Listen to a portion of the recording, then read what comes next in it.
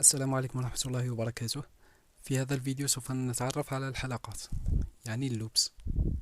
الحلقات تستخدم إذا أردنا تنفيذ كود معين أكثر من مرة، يعني عدد مرات، مرتين أو ثلاث. كود يعني أمر أو مجموعة من الأوامر، يعني إذا أردنا تنفيذها أكثر من مرة. بالنسبة لأنواع الحلقات عندنا ثلاث أنواع. النوع الأول وهو الحلقة فور، يعني فور لوب. ثانيا وايل لوب. والنوع الثالث هو دو وايل. في هذه الحلقة سوف نتعرف على الحلقة فور. فور متى نستخدمها؟ نستخدمها إذا أردنا، يعني إذا كنا نعرف كم عدد المرات التي يتم فيها تنفيذ الكود، يعني نحن نعرف كم عدد المرات. كمثال، مثلا نريد كتابة كود يطبع الأرقام أو يطبع جملة ما، مثلا جملة hello world 10 مرات. كيف ذلك؟ سوف نرى. نبدأ بكتابة صيغة البرنامج. using name بيس std.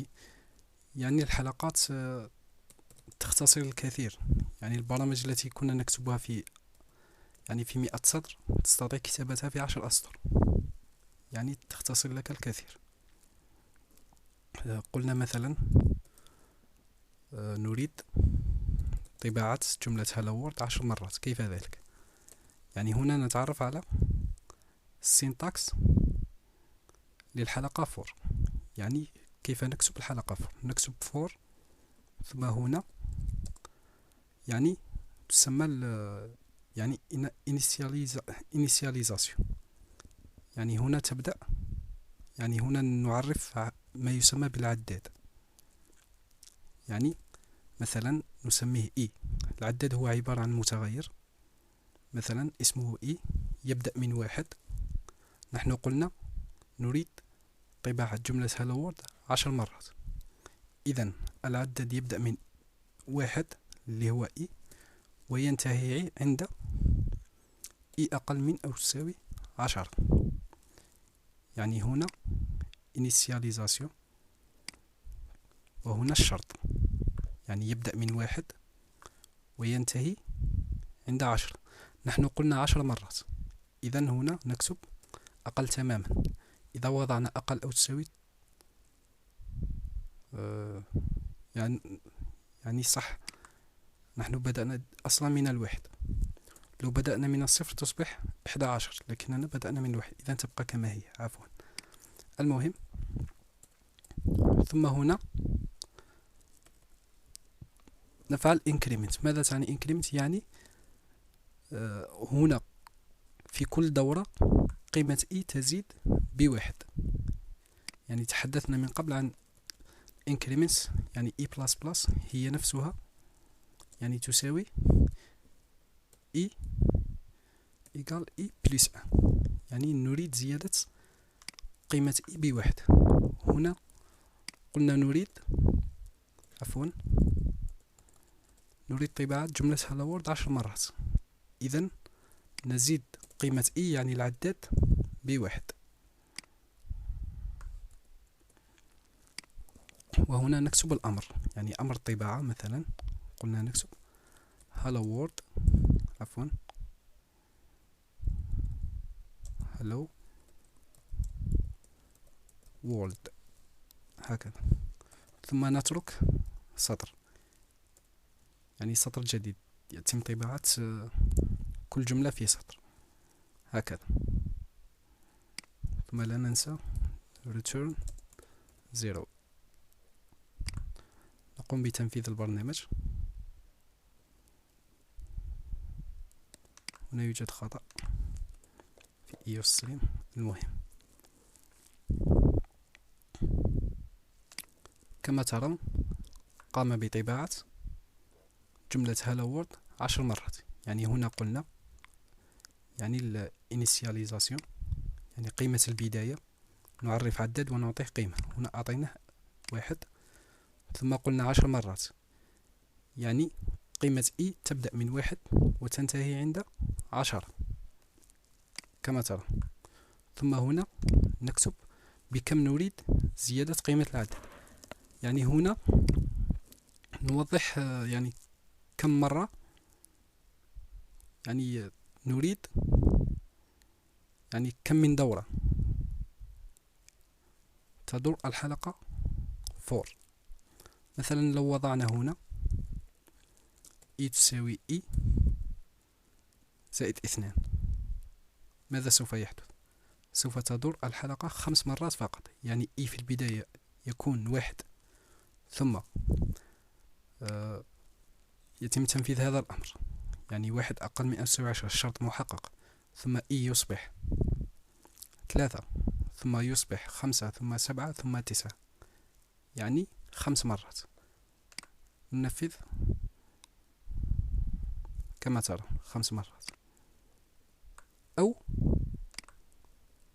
يعني نجعل هنا يعني increment عادية، يعني نزيد قيمة E ب1، وهنا نكتب E أقل من أو تساوي 5، يعني سوف تعطينا نفس النتيجة، يعني طباعة هالو وورد 5 مرات. ننفذ وسوف نرى.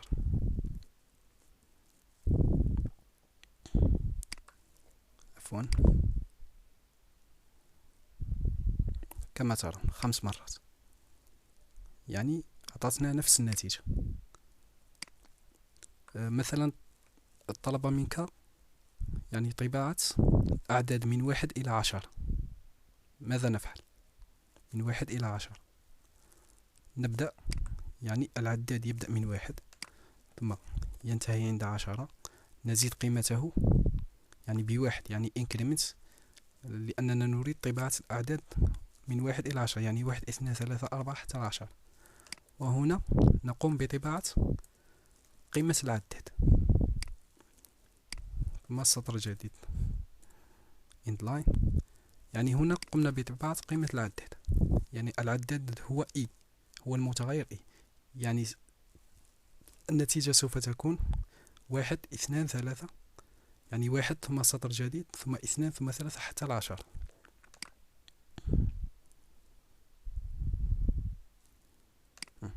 كما ترون النتيجة 1 2 3 4 5 حتى 10. ماذا إن طلب منك يعني طباعة الأعداد يعني الزوجية، يعني من صفر حتى 10، يعني 0 2 4 6 8 حتى 10. كيف نفعل ذلك؟ يعني هنا في الحلقة 4 نبدأ من 0 ثم ننتهي عند 10 كما ترون. ثم هنا عندنا طريقتين. الطريقة الأولى هي أن نزيد قيمة العداد ب2، يعني E تساوي E زائد 2، يعني هنا سوف يطبع 0 ثم 2، يعني في كل مرة يزيد قيمة E ب2، يعني سوف تعطينا الأعداد الزوجية فقط. هذه هي الطريقة الأولى كما ترون 0 2 4 6 8 10. الطريقة الثانية هي نترك يعني E++ increment، وهنا نضع شرط، يعني كنا قد تعرفنا على الشروط. ما هو شرط الأعداد الزوجية؟ الأعداد الزوجية عندما نقسمها على 2 يعني باقي قسمتها يساوي 0، يعني نكتب هنا if E مود، رمز المود هو هذا، يعني رمز النسبة المئوية 2، ثم تساوي هذه تاع الشرط، يعني ليست تساوي العادية، يعني هذه من أجل الشرط. يعني إذا كان باقي قسمة E على 2 يساوي 0 قم بطباعته هكذا. يعني هنا سوف تعطينا نفس، يعني في كل مرة، يعني عندما يكون E يساوي 0 يتحقق منه هنا إن كان يعني زوجي، إن كان باقي قسمته على 2 يساوي 0، ثم 1. مثلا 1 عندما تصبح قيمة E 1، هل 1 يعني باقي قسمة 1 على 2 يساوي 0؟ يعني خطأ، يعني الشرط غير محقق. إذن ماذا سوف يحدث؟ لن يقوم بتنفيذ الأمر، يعني يتجاوز 1 ثم يذهب إلى 2 الشرط محقق يقوم بطباعته. سوف نرى ذلك. كما ترون طبع لنا الأعداد الزوجية فقط. المهم كان هذا بالنسبة للحلقة 4. يعني أتمنى أن تكونوا قد يعني فهمتم، ولو عندكم أسئلة اتركوها في التعليقات، وشكرا.